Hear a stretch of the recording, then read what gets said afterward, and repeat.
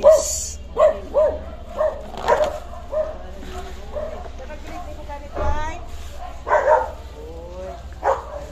Manilhik na guys. Sobra na karami ang ano. Nagputol kasi kami nung isang araw ng tanim kong matataas na. Ayan, kaya maraming tuyong dahon. Ang tuyong dahon, inilagay ko sa sako dahil pwede natin yung gawing lupa. Lagyan lang siya ng mga dahon na natuyo na. Lagyan natin ng kaunting lupa. Tapos lagyan natin ng mga basura na pwedeng malata. Lagyan natin ng mga karton, mga papel ba, at mga balat ng prutas. Kahit anong mga balat-balat ng prutas ilagay natin. Tapos patungan na uli natin ng kaunting lupa.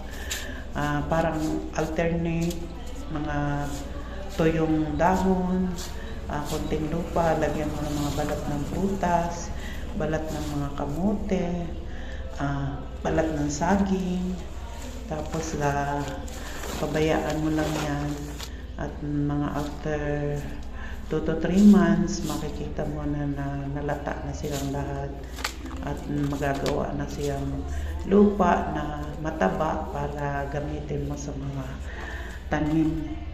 Kaya ayan, inano ko talagang maigi para hindi masayang dahil yung lupa din na yan, yung last kong winalis na parang may lupa ay mataba daw yan, yung dinaanan ng tubig ng umulan.